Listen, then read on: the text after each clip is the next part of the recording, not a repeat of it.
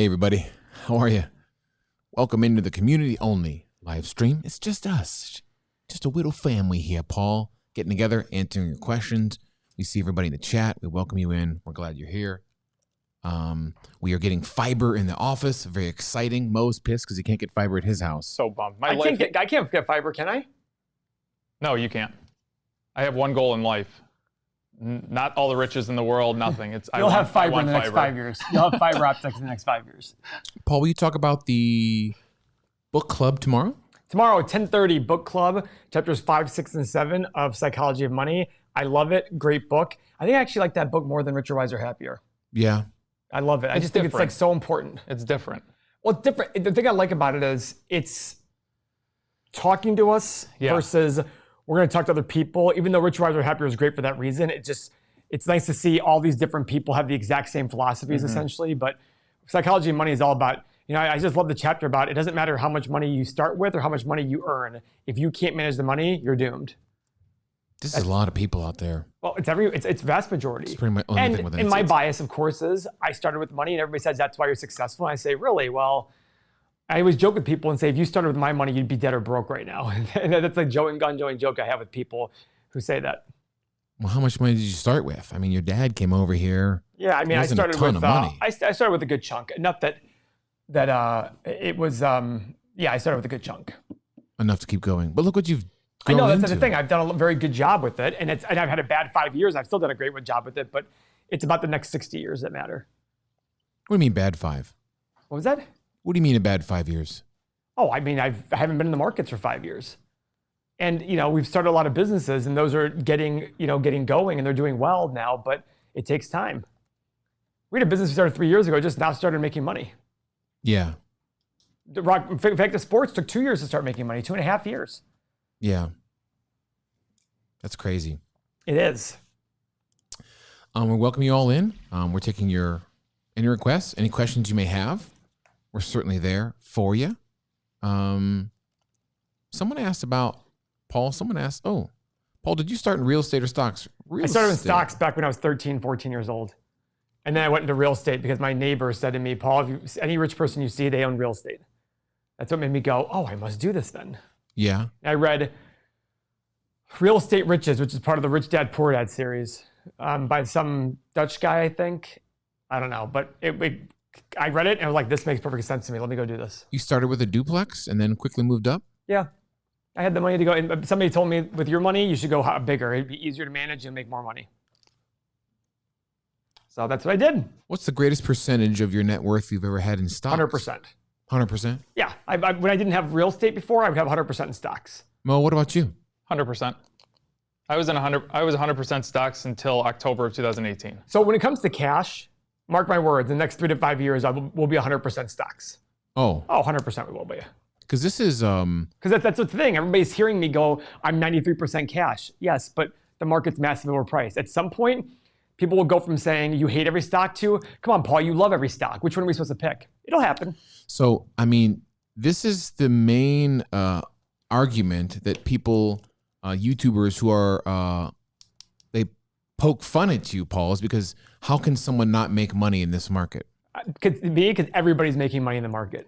And when you have discipline and everybody makes money in the market, including your 18-year-old pimply neighbor, that's a problem. But I don't expect them to understand that because they're, problem? That's the whole issue with the market. When everybody is an expert, imagine if every single person on the street was an open heart surgeon. How hard, it can't be. It's a hard thing to do. It's hard to be a good investor. It's funny, when you said, maybe 2 months ago, you said, imagine if every single person in the world was an expert at your job. That's what's happening right now in the market. Yeah, that's what it is. That just resonated with me so much. Everybody in the world is an expert at your job that you got training in for years and years and years with the right process. And they just go, I'll just throw a dart and beat the market. What did they do? There was that thing recently with the hamster wheel. The guy made a hamster wheel where it was just a mouse where he just selects which crypto to buy based on which thing he goes into, and he's beat the market. He's beat the S&P. 24%. Yeah, by 24%. Come on, that's not real. Yeah, I think what both a couple people have reacted to us. They do love this to say how, you know, I guess it's kind of funny way when you say it is I haven't made any money in the last 5 years in stocks. It's not really true, but yes, I mean, essentially I haven't made major gains. Yeah, right. But you do own stocks and I've made money on options. I've made money on other things, but nothing substantial. Like I'm 93% cash in my brokerage account. Okay, well, I've sold some stocks. Bought some stocks. I've made a lot of money in options. I'm making a lot of money in options. So it never crosses your mind that while everything is frothy, you wouldn't get in and try and no. So this is something that a lot of investors disagree with me on. I'm a believer in if the market's overpriced, when it falls, everything will fall, including good value. But then good value won't fall as much and it'll rebound faster. So I'm still dipping my toe into good value, selling puts. That way when the market's falling, I'm dollar cost averaging into them. Hey, tell that story about that guy that you know that everyone kept telling him, go to stocks, go to stocks, go to stocks. He went to stocks and then it was like the next day or the next week. Not the guy you know, Druckenmiller. He's a very famous investor. That was it then. In 2000, everyone was like, dude, you're wrong. Tech stocks are the way to go. He literally says, was within hours of the peak of the NASDAQ. Literally, I finally gave in, I capitulated, I bought, and it was literally within hours of the peak. He's like, I was the same day of the peak of the NASDAQ, I finally bought in and crash city. And the reason I brought that up is because Seth, you said, don't you want to jump in and, well, what if it's today? What if everything turns today and it just happens? What we were thinking was going to happen, you know what I'm saying? Yeah, I don't think about it like that. Stick to the discipline. Stick to the discipline. You know, it's funny. Someone said, and Jay said, I'm that pimply neighbor up 42%, 48% year versus the S&P. And it's like, it's not his fault, Jay. I mean, listen, remember one thing. You're learning a process though right here. Like you're not like the other guy who says, no, Paul is stupid because he's a value guy. You're here learning for a reason and you will do very well over a long period of time. Don't hate yourself because you did well in the past. Consider yourself lucky, and now you're learning a real process. Yeah, lucky. Yeah, I mean, you're very fortunate. You found a process that will do very well over long periods of time. Value works.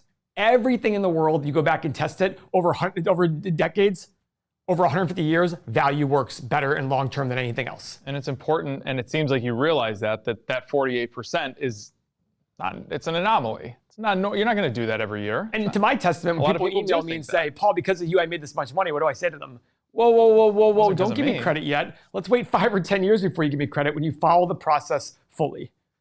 Guys, the reason I like teaching this is don't mimic me. Just find a value process that you like. Like for me, free cash flow works very well. Very, very well. I like it. I stick to it. And guess what? When I backtest it, it does very well. I'm okay with that. I don't need to beat the market by 10% a year. If I just beat by 2 to 4% a year and add options to it, I'll beat by 5 to 7% a year. Guys, if you beat by 5 or 7% a year for 30 or 40 years, even starting with a small amount of money, you will kill it. Mm-hmm. Even beating by 2% a year for 40 years, if you start with a small amount of money, you will kill it. Because most people, at their fees and everything, will lag the market by several percentage points a year. But over 30 or 40 years, when their money is quadrupled, they think, look, I quadrupled. Yeah. But in 40 years, you should have gone up 15, 20 times, not 4 times. But in their head, they're like, oh, I have 4 times more money. This is awesome. They don't realize that's why financial planners can get away with the things they do. Because, hey, growing 5% a year for 40 years still looks like look, growing 5% a year for 40 years still gives you 7 times more money than you had today. But growing with the market at 10% a year for 40 years, 45 times your money. So I showed you, hey, 40 years ago, you gave me $1 million, it's now 7 million. You'd be like, oh my God, that's incredible. What we don't realize is you should have 45 million just by investing in an ETF. And if you find a good value process that works, you'll have 132 times your money. I mean, to me, it's a no-brainer. The difference is this is hard as F to do. Why? Because of the emotional side, not the number side. Oh, yeah, you'll have YouTubers who YOLO'd everything into Tesla. They're telling you that you're stupid, Paul. I mean, guys, I am telling you, these YouTubers are going to lose a lot of money, and they're going to have to figure out a way to spin it. They're going to have to figure out a way to spin it. It already happened with Stock Mo. They're going to have to find a way to spin it. That's just it. And that's it. There has to be, gosh, I swear, almost every one of these top channels, their biggest holding is just Tesla. Yep. Seth, this is going to happen again. The crash is going to happen. We're still going to be around in 20 years from now doing this, and this is all going to happen again. And it's going to be There's cycles. They're going to be invested in, I don't know, Whatever the next hype is. next thing is, it's going to happen. You're going to be like, And you know what they're going to say? Mo, looks like exactly like 2021. You know what they're going to say? No. This one's different. That was electric vehicles. Yeah. Everybody has electric vehicles. Just like in 2000, it was Intel. Yeah, but Intel's a boring company. It wasn't in 2000. And it's selling for lower than it was in 2000 with triple the profit and triple the revenue. Explain that to me. That's a great thing about this is we can go back on YouTube in 20 years and look at it and be like, oh, look at this. Yeah. Happening again. Oh, well. Funny And it'll how that happen in works. other areas. It'll will. happen in real estate again. It'll happen. Every asset goes through its ups and downs. It's just the way it is. Chris is asking, Paul, you said in the Oswath video that he doesn't use a risk. Who doesn't use a risk-free rate of return? Maybe you don't use a risk. Let me read it myself. Hang on a Sorry second. about that. Paul said in his Oswath video that he doesn't use a risk-free rate, just a desired return. If interest rates went to 5%, so that is, Chris, that's a good point. That is one thing that I don't deviate from. Just because the risk-free rate went down, I don't alter my, just like if interest rates were 15%, I wouldn't make my desired return 20%. Why? Because I view it as a temporary thing. I'm looking at myself going, I want a 12.5% return on my money. Now, should I demand less because interest rates are low? That's what I think caused the higher market though. Because I don't think that interest rates are gonna be this low forever.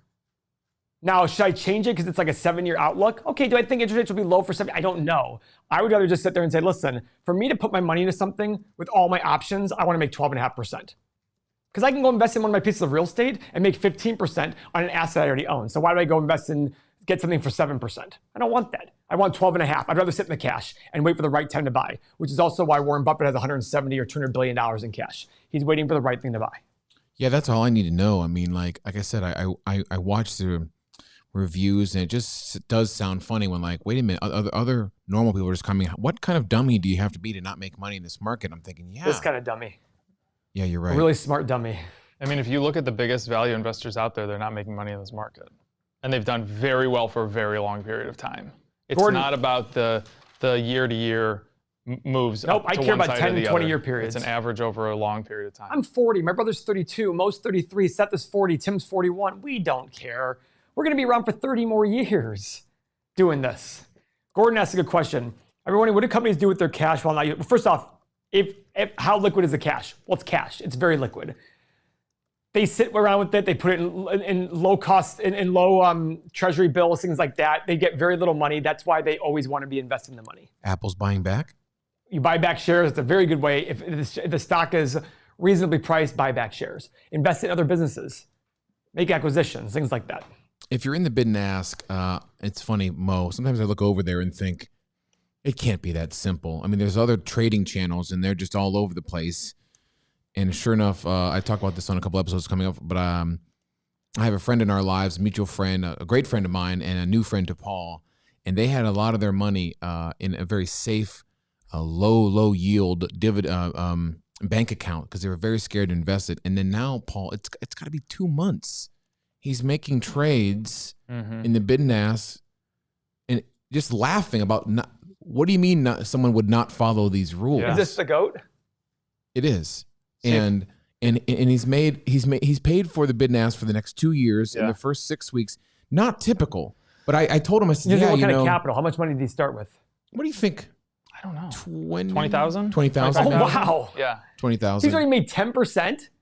I think so. Yeah, I mean, it's not hard. By the way, he mean, if seems you- like the kind of guy, I know who they're talking about, a great guy. He seems like the kind of guy who follows the rules. And It's if like, you, okay, I'm just going to do this.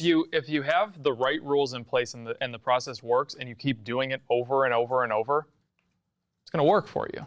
Yeah, I said something like, yeah, I guess Apple went down a bit. And he's like, yes, so? I mean, we're going to lose, right? And I was like, oh, yeah, I guess you are going to lose. Novel concept, huh? And then I thought, yeah, wow, I bought the Little Book stocks and there's Little Book chat in there. And people are like, already within the first few months, we're down on Little Books. Oh my God. I'm just like, guys, I'm sticking with it. Like, I don't care. That's my process. And so when I say I used to look, I'm working more like you, Paul. I mean, I don't look at it as much. I don't know as much, So, and boy, is it easy now to not care as much about where my finances are. I think they're in a great place. Yeah. If I'm wrong. How often do you check your account? Well, it used to be like. How often do you do it now? The other day, my ex-girlfriend asked me, "Hey, how's my money doing?" I'm like, "I have no idea." Yeah, I don't know. She's like, "Well, did you invest in it?" I'm like, "Yeah, but I don't look at it." Yeah, it's like, so when I have friends who like are still, I don't care. If you're still new in this investing process and you're in the little books and thinking, oh my God, these guys are wrong. I'm down 7% in 2 months. Yeah, it can go down, right? You don't buy today and they start going up tomorrow. And the same thing goes for BABA. Speaking of, we put out videos today about Pinterest, Square, NVIDIA, Merck, and their new COVID pill. We talked about BABA, which will be coming out on Saturday, our ideas about where it's going, and our thoughts on if you want to buy it. Can I show the thing I did in one of the videos today about the stock market pricing since 1870? Sure, Paul. Guys, look at this. Here's what I want everybody to focus on when it comes to stock prices. Let's see, historical prices. This is the S&P since 1870. This is a log chart. So this is 3,000. Let's scroll all the way to the bottom of the table. Guys, in 1871, the S&P equivalent was 4.4. And just look at it over time. 1915, it went nowhere. It barely doubled. But then again, back then, they were paying a 6% dividend. 1969, 102. 1982, 117. 2000, 1425. 2010, 1123. Now 4114. So in 150 years, imagine all the bad things that have happened in this world and this country and everything. And the market's up 1,100 times since 1871. That's insane. Your job is to pick good stocks at good prices and hold them out, and you will do very well. Michael is asking, Michael, we did Google versus Baidu last week, and Facebook came out today or yesterday? Yesterday. So, Yep. Michael, just you can watch those, see a full breakdown on Facebook. Break it down. Okay. Let's see, Paul. Some other guys. I love going off the cuff a bit just to chat with you guys because I think it's important to just not so much smash those 8 pillars in your face every time. Really get the mindset. It's all mindset, right, Paul? I mean, listen, money's all about mindset. The numbers are easy. I can teach it, and I've taught you guys the numbers over and over and over again. The hard part is when the stock is falling like Alibaba has, since we talked about it, do you have the balls to sit there and buy more? That's it. Do you have the balls to sit there and be okay when Tesla goes up 1,000% and you didn't buy it? Now, the ones that bother me is, even though they don't really bother me, when I want to buy a stock, the joke is big lots, and I'm convinced not to, and then it goes up and I'm like, no, I was right. Those ones bother me. Even that doesn't bother me. Okay, well, I missed out. I don't have FOMO. I don't have fear of missing out. I just go, okay, I'm not going to catch every single one. But the whole point is if I buy 30 or 40 stocks the way I believe to do it, I will do well over long periods of time. And I will write options against them, covered calls, and I will do very well. And I'm good with that. Harry's asking about Foot Locker. Harry, for you guys, we did a few more of our little 5-minute takes. We did AWS, the Waterworks system. I'm sorry, AWK. I got Amazon on my mind. We did Hibbett Sports. We did Foot Locker and Nordstrom. Did we do any more? I can't remember. But anyway, that's what we got. Those are coming. And our Tesla video just went out an hour and 15 ago. Tesla. The number 2 video already in our last 10. It's very nice. Yeah. Listen, this is, and guys, the great news is we only have 86,000 subscribers. When we have 1 million, 2 million, 3 million, 5 million subscribers, the channel is going to grow to more things like real estate and all these other things we're going to do. It's not just going to be about stocks. Just stocks are very popular right now, and they're very right now. Like if I say a stock right now, every single person on this chat can go and buy that stock. Yeah. If I talk about real estate, you can't just go and buy a piece of real estate right now. It takes a long time. Yeah, it takes a while. Speaking of, people are asking about the real estate calculator. Any thoughts on when that might be coming out, Paul? We're working on some things. The real estate calculator will probably be sometime this year. Or totally redesigned. It's just in the queue, ready to. Okay. So in the next 3 to 5 months, it'll be in. Okay. The momentum trading has taken a little bit of a hurdle. We're working on that right now. It'll be based on stocks. It'll be based on the Turtle Trader book and the rules in the Turtle Trader book, and only for stocks. So we're going to be. Say, folks, we started that one, but then we stopped it for a second because we thought there was software we found that did it, and we're altering that a little bit. When we talked about the software in general, we gave a time frame, and Paul beat it by months. We talked about a phone app. We gave a long time frame. Paul beat it by months. And so in general, yeah. What's that? The app was supposed to originally. Oh, Tim is saying, yeah, the app was supposed to come out this week originally. Oh, yeah, right. So I keep thinking, folks, like, number one is Mo was not on the show in January. Now look at him. And yeah, Paul, you remember the software came out on April 15th. That was like half a hockey season ago. And now we were supposed to release, yeah. We were supposed to release it in September. Yeah. And so we appreciate your patience. We need you we need you guys to be who you are so that we can pay the people that needs to make all this stuff for you. Paul already has all this stuff, so that's kind of how this symbiosis works, Paul, is we get more people. We do the banger videos. We know you don't need to necessarily watch another video on Tesla. You get it. But we need to find new people who think like you that want the software so we can build the software and keep making it better. Go ahead, Paul. Chris is asking a good question. Are there any stocks Paul owns that he wouldn't write covered calls against so he doesn't lose them in his shares? The only reason I wouldn't write covered calls is there's no market for them because it's so small. With that said, I don't use covered calls. I trade them. So if I have 40 stocks, I'm writing covered calls on all 40, 1 through 40. I'm writing covered calls on all of them. I'm going to lose money on some of them. I'm going to make a ton of money on a lot of them. And overall, I'm going to exit them right before close or after close, let them expire. And overall, I'm just using it to generate income. Now, with that said, if I have a stock that's gotten a nosebleed section where I can go, wait, I might as well get rid of this. For example, if I had Alibaba and I think it's worth hypothetically $500 a share, it shoots up to $750. I might write a covered call exactly at $750, get a lot of premium in, like $15 a premium, because I'd be like, I don't care if I lose it. I don't care if I keep it. Either one, I don't care. So that's my plan. I use covered calls for income, not because I want to lose the shares. I'm using it as a trade. I don't do it on 2 stocks. I do it on the entire portfolio. When I have 40 stocks, I'm going to do it on all of them because I'm going to use it and say, okay, overall, I collected $10,000 in premium. I lost $2,000 on some of them. Net is $8,000. Good. Close them out. Keep my $8,000. That's my goal. It's not to sit there and go, crap, I lost these shares. No, I'm going to exit these out, take the loss, and move on. And write them again, and write them again, and write them again. 10X is asking about real estate calculator. It will be single, definitely multifamily, folks. If you just go it can do both. It can do single family and multifamily. Yeah. Go on our YouTube page in the search bar, look up deal of the week. You will see the retirement calculator live. We use it every time. We're trying to get one that can be on a phone app very quickly. That was just our in-house one that Paul and Andrew had been using. But you can see the mindset. Every word Paul ever says about going through a deal can be done if you're interested in real estate. I'm certain there will be a day, Paul, when stocks are stupid. Can we just get excited about how we have 86,000 subscribers? Literally 8,700 on January 1st. 8,700? 8,700 on January 1st. We're almost 10 times. We're 1,000 away from 10 times. Does that mean to the moon? And we had 87 on January 1st of 2020. So we went from 8,700, and we're going to be 87,000. We'll probably finish this year, I'm going to guess, at around 110 or so. If our pace continues on like this. Am I allowed to get excited? Yes. Yes, you are. Sure, Timo. God. I'll go back. The chart trading is going to take some time, Brian. We don't have a plan for that one yet. That's a very, very difficult software to make. We might actually just incorporate some software into it. Chart trading ain't easy. Oh my God, look at this, Paul. 2 stupid guys trading stocks. Do you see this guy? Well, how can I see them? Oh, they're in the chat. Paul and I.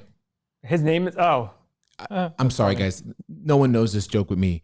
2 guys. I can't remember your names. Great. There's 2 of you. Guys, I watched your video this morning in the tub on Alibaba. Oh, wait, they have it on the channel? I watched your video on Alibaba today.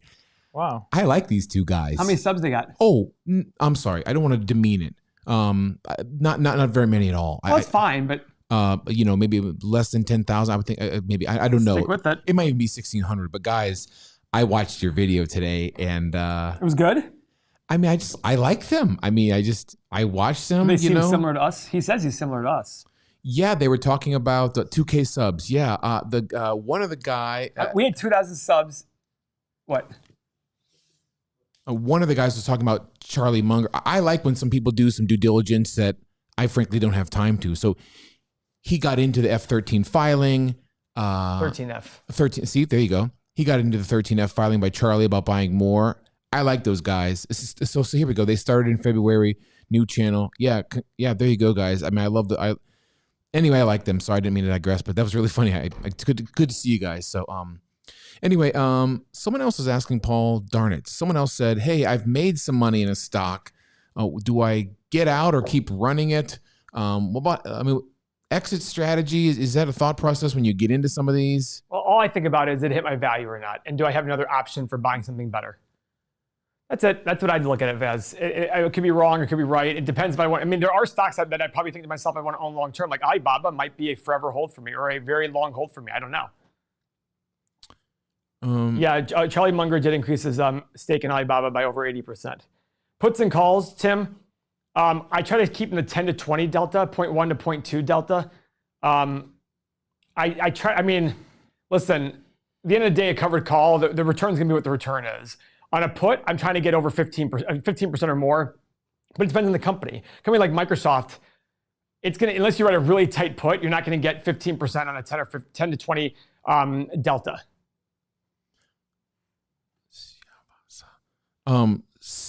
Siavasya Nakil. Yeah, that was an interesting question. Well, I was just gonna cut it off. Sure.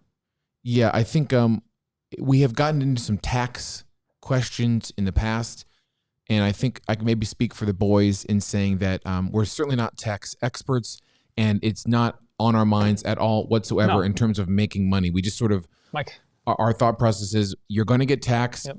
At what percentage? Who damn knows and keep track of it. So we just keep going on a minute by minute frame of making good decisions. If you live in a really high tax area, move. Yeah, and my comment was pay your taxes. Yeah, they are what they are. That's right. Yeah. So now, if you can wait a week to avoid a higher tax, that's different. But I'm sitting there saying don't. In general, before you do an invest, I mean, I don't know. Just whatever. Yeah. I know people who analyze real estate deals and calculate the depreciation and tax. I'm like, why? You're just trying to fluff the numbers. The depreciation and taxes are what they are. What you're trying to figure out is, am I going to be able to make a good deal out of this? Yeah, there are some behind the scenes stuff, folks. You know, the idea of, in our Baba video, we talk about how we did a video. Our first We Like Baba video was around when it was at 200. And you said, Paul, you were writing puts at 150 and 100. And today, behind the scenes, Mo said that Baba's up, and you literally just like, God dang it. I'm thinking to myself, Baba is up, Paul's upset. Okay, I got to work toward this mindset, Listen, it was hard for me 15 years ago to get that mindset. I'm explaining it to my child because he owns 2 shares of Baba, which he wanted. He has Berkshire B as well. And he's like, Dad, now Baba's going down. I'm like, stop that right there, just as you had to do to me. Stop so he's right. saying it in a bad way. Yeah. I said, just like you were doing to me. I was like, hold on a second. Just always say to him, what's your favorite toy? Do you want it to be more or less money? There you go. You're right. And yours is a sex toy, I know. Yeah. I've already bought all my sex toys. Okay. That's what's in the big closet. Don, welcome in. Matt, I love you. It has 2 on there, though. How many developers are working on the software? 5 or 6? Yeah, we have, how many, Tim, how many devs are on the software? 5 or 3? Constantinos is asking, are there plans to do deep dive on stocks? We just started this in the past 3 weeks. Our deep dives are including, obviously, gandering at 8 pillars, looking at the news articles, see where they're going. We've been diving into 10Ks. So again, folks, we did look at the 5 good minutes that we're putting out nowadays. They're in the a few good minutes. A few good minutes. Thank you so much. They're in the EM announcement channel. So just private stocks for our group. They're not going out to YouTube. And we do some of these more, how do I say it, secretive stocks, stocks that you guys are talking about. So we did Hibbett's, Foot Locker, Nordstrom. We did some last week. They're coming out. And so stay tuned. That's where we go a little bit deeper. But in essence, folks, we're never going to tell you, the deep dive's never going to be, you should buy this. It's just probably do your research. Thing, most people's deep dive, even Jimmy's deep dives aren't insanely deep. So when people say to me oh, Jimmy does go deep, I'm like, yeah, he does.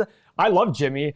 And I'd love for people, but I look at it going, but to me, I look at the numbers first and say, should I even waste my time doing a deep dive? And I like to just focus on certain attributes. I know it sounds crazy and people probably think I'm wrong for it, but if you buy, that's why I like diversification of value. If I find 30 or 40 stocks that have a certain parameter of attributes that are revolve around the 8 pillars and I like the story, I'm okay buying it from there. So Matt Jones, the Everything Money, he's such a wordsmith. I mean, that Coxman, he said, why aren't we doing deep dives from the tub? I mean, why have we never put 2 and 2 together here, Paul? Deep dives in the tub. I think we do need a video of all 3 of us in the tub doing a show. Together? Oh, 100%, absolutely. Hey, I got a comment to make about something. So people are saying, I wish I bought when Baba was lower, etc. If you really think that Baba's if you agree with us and think it's a $500, $600, $700 stock, we're talking about a couple of dollars here between $138 and $160 or whatever it's at today. It's still a very good buy if you believe that. Did you not catch it at the low? You're never going to catch everything at the low, low, low. Well, look at You're Foot never Locker going to sell example. everything at the high, high, high. Mo and I were looking at Foot Locker last year. It was $20 a share. And now I look at it going, damn, it's so high, but it's still a good value. We're 48 still potentially. writing options on it. I mean, we missed out on some money, but it is what it is. So look at it that way too. I know it's fun seeing your accounts go up in the near, but remember, you're in this for the long. Yeah, Two Stupid Guys is saying, Luke was saying something. He said, anyway, the thing I trust is that Munger, he has a better sense of geopolitical risk than the average investor. He understands China. That's what matters to me about Munger. He understands China. So that's why I trust. I don't value Munger. I have no idea what Munger's value is on Alibaba, nor do I care. What I care about is I like Baba stock, and Munger is comfortable with Baba in terms of the information coming out of there. Boom, that's all I need. Something else that gave me a little bit of comfort is, well, all I needed was Munger, but Ray Dalio, he's really big into China. He's been immersed in their culture for 20, 30 years. And he didn't say anything specifically about Alibaba that I know of, but he's very comfortable with everything that's happening over there and saying it's perfectly normal. So just more comfort to throw on the fire. Paul, what about HZO? Lee's looking to look Hertz? Who's HCO? at HZO. Oh, Marine Max? What is this? We saw their store saw down them in in Florida. Naples. Oh, okay. You were in Florida? Yeah, well, look at this, guys. One of the big things I would say is don't get swooped in by this, because look at this 5-year free cash flow versus the last year. They had a big year last year because once COVID opened up, everything skyrocketed. I mean, look at their return on invested capital 1 year versus 5 years, 3 times larger. But it still could be a good deal. But the thing is, you got to look at this major jump in income from 1 year. It went up, 25%. Is that realistic? I don't know. That's the only thing I'd say about it. Look at its profit, tripled almost. So you can't look at the previous, you have to sit there and look at the long-term average for this company. And I would sit there and say, I mean, it's still it's still less than 10 times the 5-year average free cash flow. Tim, did we do pets today? I can't even. Yes. Yeah. We did pets. Michael's asking if we could look at the ticker symbol pets and pet meds, and we did that. I'm sorry, not Michael, I Matthew. like Marine Max, by the way. Look at their low debt, all 8 pillars, buying back shares. Yeah. They're only selling for 9 times their 5-year free cash flow. The only concern I have is go and look at their financials from their last recession in 08, 09, call it 08 through 11. Oof. It's a luxury item. Yeah, It's my only thing. that is no bueno. What are you seeing? It collapsed. Revenue fell 60%. Profit went to negative for several years. Yeah, it's a luxury item for boats. So this is one of those ones where maybe in the next recession, when they start to look really, really bad, That's when you start things are looking. grim. Gosh, How did they Paul, how did they come out of that? I mean, I've never obviously thought they came, about but how many years did it take them to come out of that? I What, didn't mean to what you interrupt just said Seth. there, Paul, I don't mean to cut you off, Mo. What you just said, I never thought about that. Well, why don't we just put this on our watch list, and the next time all this shit happens, we look at HZO. That's why I want to know how long it took them to come out of that, because Well, they went from $1.2 billion. maybe it'll be the same story. They went from $1.2 billion in 2007, and they did $1.2 billion in 2019. So 12 years later, they had the same revenue. And you guys have heard me say that before. Like, guys, I don't know if revenue is going to equal itself in the next 7 years. If there's a massive jump this year, it's hard to imagine that. But Wait a minute. I'm sorry. What were those two dates, Paul? 2007 to 2019. Well, in 2012 they were $7, and now they're $50. I mean, Well, yeah, but what I'm sitting there saying is, look at their revenue. that's what I mean. The discrepancy between the ticker and the revenue, right? No, okay, what was their stock in 2007? 2007. Oh, look at that. Okay, sorry, Paul. You're right. It was $26, $27. Okay, what about 2019? 2019, low, very low, $18. So revenue was the same, Stock but was the the stock same. was lower. I see. 12 Sorry years about that. later. Mm-hmm. Yeah. This is a luxury item. Mo is right, and it's a very specific luxury item. I imagine financing is a big thing, and they probably sell to a lot of average people. It's a luxury for average people, middle class. That's going to get hurt in a recession. Except it's not like Louis Vuitton, where Louis Vuitton is being bought by multi-millionaires who aren't as affected during recessions, or Ferrari. I don't know if Ferrari has that big of a drop during recessions. Why? Because The clientele's not going to change. Yeah, I mean, you're they're not gonna be making fine. $70,000 a year and financing a $300,000 Ferrari. Right. In fact, if you're financing a Ferrari, you should not be buying a Ferrari. That is my opinion of it. Say that again. When I buy a Ferrari, I should. Not finance the Ferrari. I'm probably going to have to. Well, then don't buy it. I probably have to. Mark said he just got done reading Richer, Wiser, Happier. Love the book. Going to read it again. Manesh Prabrai, Chapter 1. Love that one. Let's see what else. Any update on the stock analyst tool for OTCs? Mo, what is OTCs again? Over the counter. Well, we don't have that data We don't feed. have it at all, yeah. We don't Gotta have pay the data for it, feed. right? Guys, right now we spend a couple $100,000 a year on data, and it's going to go up from there. So we're going to get more data in, but we want to make it data that everybody really needs for the masses. I can't be like, OTCs are not. yeah, if we were selling to like Y Charts, who's charging $200 to $500 a month, I get OTCs, but we're charging $28 a month now. Have you taken a single dollar from the show into your pocket in the No, past I 3 bet I don't years? do that for any of the businesses. My brother and I pay ourselves a salary out of another account because we want all the money staying in the business. How do you keep working for free for this long for this show? Well, it's not for free because I don't look at it that way. I look at it as it allows me to go buy more real estate and more stocks. And whenever we do take money out, we put it in our brokerage account. I never put it in my account. This goes back into businesses and It just goes back into our investments. It's not, I don't take, is that like, you guys look at, that's the thing.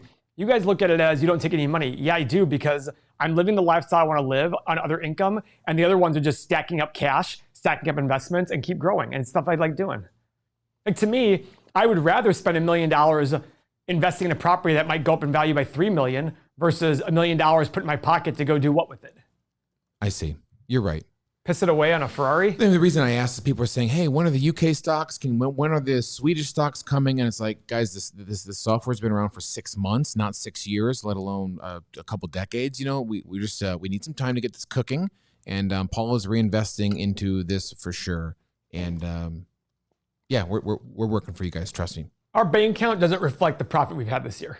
Why? Because we take it and put it in other businesses too. And by the way, that's why I don't pay anybody here based on profit. Because I don't want them to worry about how much money we're spending and where the money is going. I want them to worry about driving revenue. The profit will take care of itself. Now, does Tim think about the profit? Yeah, he does. But I only tell him, like, he'll tell me, "Paul, do I need to watch the expenses?" I go, "Nope, you're fine here." Yeah, we're upgrading microphones soon. That'd be fun. Mo, you see anything lovely over there, sexy to talk about? No, roll in some questions, guys. Yeah. Somebody, there was one question I answered in the chat. Should you copy the gurus even when you don't understand why the stock is a good one? I personally go against that. I know there are some people that are just 100% copycats. I think I speak for myself and Paul when we say we're not just going to do something we don't understand. But What was the question? would you just go in and copy a quote-unquote guru even if you don't understand one of their picks? Yeah. Like right now, Look I at don't understand. Munger Buffett love bank stocks. I have zero bank stocks. Exactly. I mean, No, I have one bank stock, sorry. what's his name? Buffett is firmly invested in Verizon. I don't understand. Remember we did that video and they're like, "Yeah, Buffett it. has Verizon." I'm like, "What?" I don't get it. I'm like, "I don't understand." And so we didn't buy it. Yeah.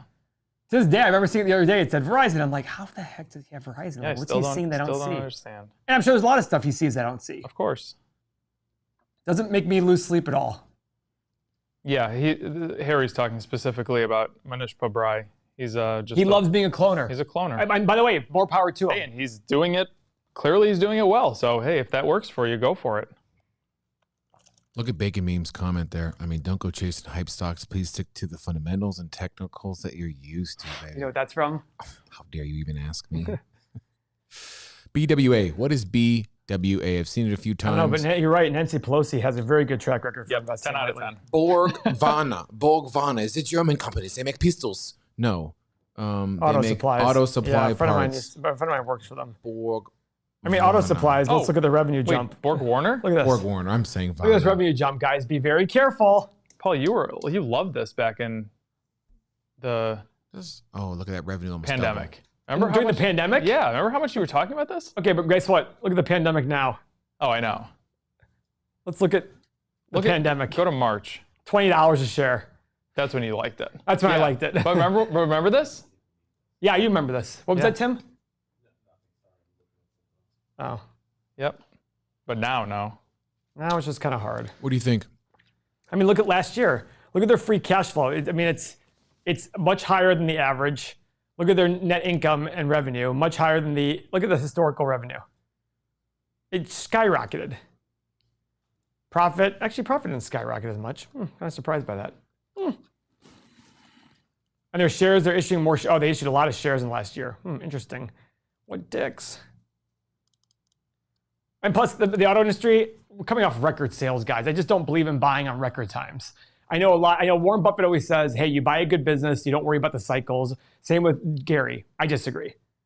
I would worry about the cycles. To me, I look at it going, why would I buy a housing stock or an auto stock at literally the best times what we've seen in 15 years that are absolutely, like, to me, indicating that times are insane.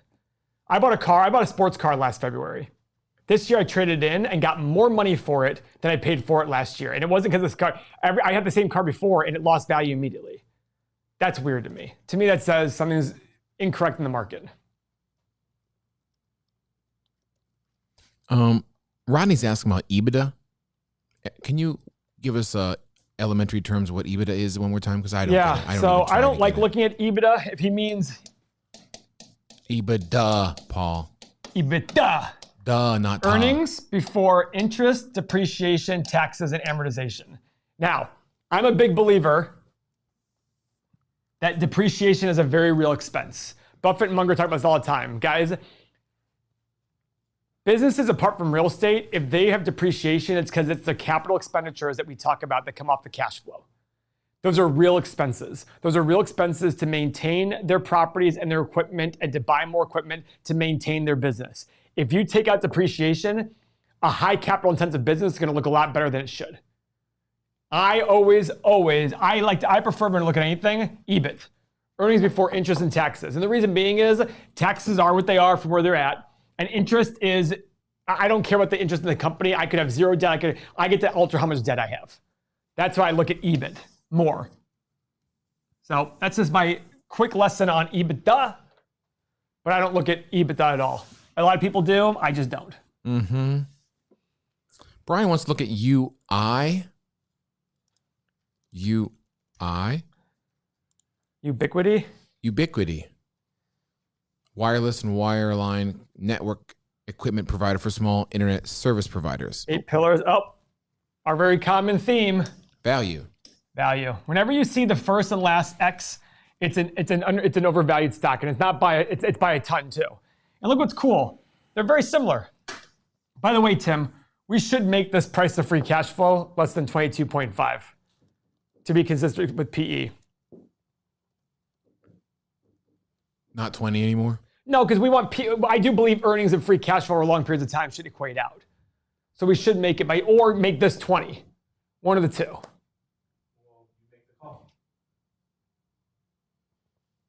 Yeah. All right. Let's make this 22.5. What do you think, Mo? Yep, 100%. Because remember, it's not sitting there saying you have to do it. Shares out, boy, they're buying back a lot of shares. But guys, I don't know why they're buying back so many shares when it's so expensive. And look at the other thing.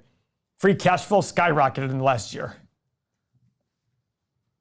Dividend yield, 100 million. High return on invested capital, though. Wow, 58% on a 5-year basis. That's huge. Low debt. That's kind of cool. 1.84 times. That means they can pay off their debt in a matter of very little time.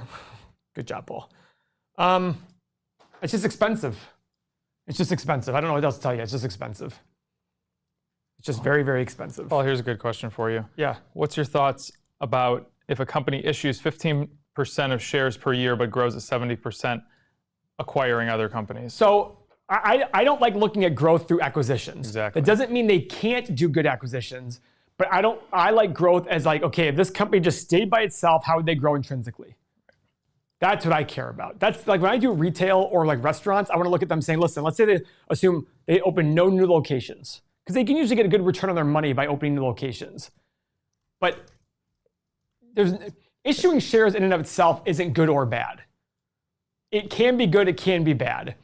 But as a general rule, if you're issuing more shares, I have seen that it's dilution, especially in very expensive companies. So people get excited and hype it up and then get diluted along the way. So they're being double hit. They're being hit with a high valuation as well as being diluted, which is making them pay even more for the same shares. So if a company was able to issue shares to make an amazing acquisition that added amazing numbers to the bottom line, of course do it. I've done that. I would do that. We have our Mexico business where we rent houses in Mexico and Turks. If I could issue shares to the public to go buy 4 more houses that generated 20% returns, absolutely I would do that. I would do that in half a second. And Mo would go from 30% ownership down to 15, but his profit would probably triple. Would you be okay with that? In the short term. No, in the long term you would lose If half it your ownership, stays but you're, that- if but it you're, stays but that you're- way. What was that? If it stays that way, I guess that's the risk people take. Well, assuming that's the case, that's what always happens. Yeah. Of course we would. Of course we would. Remember, everything we talk about here is generalities, guys. We're not sitting here saying, you guys have seen me. I bought CCL. Look at CCL. Look at their pillars. Sick pillars. 8Xs. I still own them. Right? These things happen. Nothing in and of itself is good or bad. It's about looking the whole picture together. That's why I like the 8 pillars. It gives me a whole idea, but it doesn't mean I just ignore the facts behind the business. These all 8 pillars suck because of the shutdown. Okay. I'm okay with that. 15 minutes, guys. Our videos that are coming out in the very near future is Pinterest, Square, NVIDIA, Merck, our thoughts on Alibaba, and reminding you where we stand on it. You might not necessarily be standing in the same spot, but we give you our thoughts. And on Sunday will be a video about why you should not be worried about the upcoming potential stock market crash. And if you've been following us, if you're new, watch a lot of videos, but if you're following us, we've been teaching you for a while that not only not be worried about the crash, but start embracing it the same way we're embracing BABA going downward, and we're upset it's up 10% today. We did little videos, a few good minutes on Pets, AKW, Hibbets, Foot Locker, and Nordstrom. All of these will be coming out this week, so stay tuned on that. What's EDU? I just happen to catch that right now. Can you look at Owen's one, EDU? What is EDU? One-stop shopping private educational service provider in China. Yeah. Eh. Wow, look at that drop, though. Did you see the Oh, chart? wow. Holy. What happened here? $1 billion in that. free cash flow in the last year. Market cap's 3.6. Do you trust it? Whoa. What? It's down below like levels of 2014. But look at this chart. Oh, that's why it says that. Look at that. That's scary. Yeah. 2007, this was a $2 stock. It's currently a $2 stock. What the heck? What do you think? Did we all just say at the same time? I hate to say this, but I just don't know enough about the. Like, I understand China from the Alibaba standpoint where I trust Munger, but this one's. I mean, this looks like it's selling for free. I mean. China regulation and education. They made profiting from education illegal. EDU right. was forced to change its business model. That's right. I see. Thanks, guys. Yep. Good call, guys. Okay. Interesting. Good call, Aguado. Paul, I'm sorry. Mo, will you see, someone asked about trading Intel. You Sure. fire it up real quick. Sure. Let's see. Okay. Is that daily or what is that? This is the weekly. Federal agents So- mad because I'm Let flagrant. me try to put this in the middle. Oh boy. Okay. Tap myself. So our stochastic is in the middle there. It's in the sweet spot, but you can tell that that red line is starting to teeter over, and I fear that it might go like this and come back down. And I'm assuming that this person wants to know long term. Why don't we look at short term? So it ran today. So it ran right into the 200-day, the 100-day moving average today. You can see it pulled all the way back down to right where it opened the day. So, and why did it do that? Look at that, just a big lack of volume. You're about half of today's average volume, and you have about an hour and 12 minutes until the market closes. So that just shows you how important volume is going into something as important as a 100-day moving average. So right now, you just got to be patient with all of this and wait for volume to come into the stock. I wish I liked these charts. Damn. Hashtag me too. I probably would like them, actually. You probably would. Mo, Ivan Drago was telling me, a real deep dive about the puts, covered calls, how to write them, and then how the value of the contract changes as the strike date approaches. And Options are so much fun. Incredible. Options to me are more fun than trading. It was mind blowing. I just love options. But with the trading thing, like, I want to get that momentum trading. I want going. momentum. I want it on the futures, and I want to take some money and put it into sort of some. Maybe I do third. A third into charts, a third into. I should talk to MJ and be like, MJ, you're going to manage my. If you follow the rules 100%, you can manage some of my money, and I'll give you a percent. I just want to get it done. No, I'll talk to Mo about it. Bruno's asking about TX. Can we look at TX, Paul? TX. Turnium SA. Turnium. What do they do? Steel producing operator in Mexico. Okay, so folks. this is probably gonna be driven. So, Bruno? We just put out a Rio Tinto versus That's Vale. iron ore, though. Oh, is that iron? Yeah. Oh, these are steel producers. My apologies. They're doing the iron ore that makes the steel. Keep going, Paul. Sorry. That's okay. So you want to look at steel prices. So let's go Google historical steel prices. Just type that fast. Yeah. Let's see. I don't think their revenue fell that much. Seth, I love when you say valet now. Vale. It's like he gets so excited to say it, You too. get so excited to say it the proper way. I'll just tell you the story. You know, I'm driving to Columbus. Okay, it's dark, and I'm listening to some Vale videos, and then I'm like, Vale, is it Vale? And then I listened to the CEO did an interview, and he said Vale, and I was like, why Vale? What are we talking about? It's like, oh wait, don't they speak Portuguese down there? Looked it up. It's Portuguese for valley, and I'm very proud of that due diligence, Mo. So damn it, I'm calling You're it. you're probably one of the few that says it the right way. Yes, it's not. Yeah, man, this looks pretty decent, but I mean, I don't know. Maybe I'm missing. Why is it? I would look at definitely long-term numbers on these. So like $790 million free cash for the last 5 years. So it's selling for 10 times free cash flow over the last 5 years. The only bad part is the return on invested capital is low. 7.9%, but you're getting 10 times free cash flow. And look at this, Mo. Steel prices collapsed in 2016 by half, more than half. Wow. But look at their revenue. What did it stay up? 8.5 down to 7.3, back to 8.1. Oh wow, solid.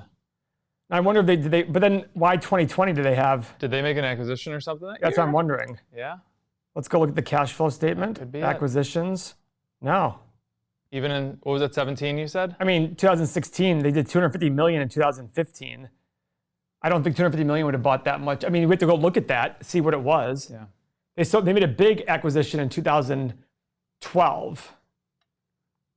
That wouldn't move anything in that time frame. Yeah. Maybe. This is interesting. Yeah. Blue Neptune is asking, and Mo, I think Blue Horseshoe? we could make videos like this till we're blue in the face. No pun intended. We probably should. It's the idea of like, can we talk more about how a beginner can begin options trading? That's probably me. So options. So the hard thing about being a beginner is you have to have the capital to do it, because you have to buy in $100 share. The way we do it. 100 shares at The a way time. we do it. There Correct. are other ways to do it. Correct. You can go and do the poor man's covered calls and et cetera. But the way that we do it, and if you wanted to learn from us, you do have to have a rather significant amount of capital to move the needle at all. Because you have to buy 100 shares at a time. A pretty good commitment to it. Or I mean, Correct. like I'm going to commit to this for Correct. months. Yeah, because you got to be in there every single month and paying attention to things and rolling your options and not letting things expire if you don't want them to, et cetera. Yeah, I got cute with some options, and then they got called out. You did it for a little bit there. I mean, so like a little. Mo, when you were just doing these charts all day long, like, would you just look up random stocks and see when they hit the numbers? No, not really. I basically had a basket of 10 stocks, and I would just run them just up and down, long and short, and that's all I would do. Now, day trading, I would never go short. Day trading, I only went long on things. Oh, really? But I had 5 stocks that I looked at, and every single day I could either go. So what I did with day trading is I looked at one ticker symbol called LABU. It was a 3-time levered ETF, and I really liked that it had the momentum. So if that LABU was the long position when the stock price, when that sector went up, and then LABD was the inverse. So if I ever wanted to short it, I would just buy LABU long. LABD. LABD. But LABU and LABD, I would basically trade those every single day because they moved like 5% a day, and I just grab them, and that's pretty much the 2 stocks I day traded for a very long time. Some Canadians have been asking if we could do a whole show about Canadian stocks. That might be kind of fun, but the first one I'd like to look at, Paul, is Canadian Solar. Wouldn't you think? Give me a ticker symbol. CSIQ. Wouldn't you think that solar has a promising future moving forward? Of course it does, just like airlines did 100 years ago, and how many airlines went out of business? It's like automotive. So which airline or solar company is it? Yeah, and how many automobile companies went out of business, and how many all these thousands? How many internet companies went out of business? Just because a market has a lot of upside does not mean that every company that enters it will do well. If anything, it's actually the opposite. exactly the opposite. Like so many people gravitate towards it, there's going to be saturation. And also it's going to be very difficult for even good products to work. So this is the lack of the moat, you might say, is with solar getting more popular. You're going to have pop-up solar companies, many of which might not make it. They don't have free cash flow. That's one problem they have. And you know what's funny about solar? So my parents, they live in Florida. They just got quoted for some solar stuff yesterday. Tell me about it. And the issue is when you have, say, a storm come through Florida and there's clouds for 3 or 4 or 5, 10 days afterwards, you can't stockpile energy from solar. So there's no like reserves. So they're just kind of like shit out of luck for. Is that the way it works? Yeah, that's the way it works. That was what happened in Mexico too when we talked to the guy. So my mother said, screw this, we're getting a generator. And then they did. So there are shortfalls to solar still. Like here, I was on Tesla.com, I inquired about getting solar and they're like, we're not even gonna forget about it. Exactly, and there's no reserves and there's a certain market for it. And in Mexico, we have houses that are, what, Paul, 350 days of sun per year? Yeah, Manzanillo, I think I read it, it's over 350 days a year of sunlight. And there's downfalls of there with 350 days a year. I don't remember that being an issue. Yeah, there's no reserves. Well, here when we put solar panels up, you still have reserves. Wait, they didn't have any reserves on In Ohio, we have reserves because we don't have like all the sun that everybody has. It's like, well, you rely on the, Maybe there's different companies that have reserves. Okay. I don't know. There's only a few more minutes left. You announced the book one more time, Paul. Tell us about the book club tomorrow. Tomorrow, 10:30 a.m. We're going to post the link in the morning. We're going to talk about chapters 5, 6, and 7 of The Psychology of Money. I reread them already, took my notes. The great chat. Listen, I think this book is one of the best books ever. If I go back to Walsh to teach next semester, I think I'm going to get everybody the book and do it as part of the class because it's incredible. Paul, if you were to start investing in real estate, would you start in a multifamily or SFR? I would start with exactly what I felt comfortable with. If you can afford easily a 4-family and not worry about going under, start with a 4-family. Start with the biggest thing you can easily afford to do. Somehow, some way, you guys are doing the 3rd installment of the book club for Psychology of Money, and I will be on a shooting gig again tomorrow, and I won't be able to. What are you shooting? Headshots. Oh, nice. Yeah, but Seth does a lot of stuff on Fridays because it's a day for you. It's good. Yeah, well, I get sad because it's really great. Sad? Even that one from the airport, I mean, I like soft-spoken Paul talking about mindset. I think I was soft-spoken on the first one, too. Yeah, but the airport, because like you really had to be soft-spoken. Yeah, because like, everybody was around me going, shut the fuck up. And that one couple was like humping each other in front of you. Yeah. So I'm saying, like, oh, that's adorable. That was most parents. Most parents. Is it 3 years? I'm like, oh, that's cute. Oh, God. They're engaging in coitus. I know, right? Indeed, coitus. Yeah, set my priorities. It's true. I'm just going to cancel this gig tomorrow with this. No, you're not. They're probably paying you big bucks to go take. Here's what Seth does. Don't Paul, tell him. I just got paid. Don't tell him. $100,000 to take 3 pictures. I don't think it's worth it. Okay, cool. It's not really $100,000, not really 3 pictures, but when I hear it, I go, it's free money. You just go take pictures of people. You get to meet people and schmooze with them. Go do it. Well, I followed your advice with my photography. I just started charging more for my services, and then because I think Seth should do less events but make the same amount of money. And which I ended up doing. Yeah. And then people started valuing it more, and then I got better clients who valued my work more, and then they started spending more on top of that. Have you heard Mike, his DJ, how much money he's charging now? Oh, I did not. Ready for this one, guys? This is hilarious. A guy came in. We did an interview with him when we had the podcast. A DJ in Columbus. Good friend of Seth's. Good guy. Comes in. He's charging $2,000 for a wedding. I go, bro, $2,000? Like, charge $2,500. He goes out next day, charges $2,500, gets it. Does it again, gets it. So he comes on the podcast as a guest of ours, and all of a sudden making $500 per more. You know what he's doing now? $3,300. $3,300? I'm gonna say 6,000. No, $3,300, and he's getting it. Yeah, because he spins in the songs. And he's awesome. He's great. We still have to have your 40th birthday party, by the way. Well, yeah. That's our show, folks. Keep up the request lines going in the video recommendation in the Discord. The Paul reacts. We'll get to reacts. Paul's an intricate flower, and we don't want to upset him all the time with some of the most absurd reactions. Paul, I got a doozy for you. I just don't want you to explode over all of us. For what? A reaction video. Listen, I am a delicate flower. The absurdity, this Xavier, insanity. our new camera guy, whatever you call him, he hasn't seen Psycho Paul yet. It'll happen. Yeah, it'll happen. Just give it time. All right, guys. Mo in the morning at 9. Book club at 10 something. What time? Look in the Discord. The Patreon will be announced. And if you have not switched over from Patreon to Everything Money, when you log into the software, please do so. And if you'd like, you won't get those double charges, which we don't do. And if you're new, we welcome you in. And you'll save the tax money. You don't have taxes. Yeah, if you're new, we'll welcome you in. Stay with us. We've got a lot of videos, and we appreciate you guys, all the support. It's just great to talk to you guys. So, yeah, thanks for watching our show. Thanks for being a part of our community. And we'll see you next video, guys. Live stream Tuesday at 2. See ya. Thanks so much. See you guys.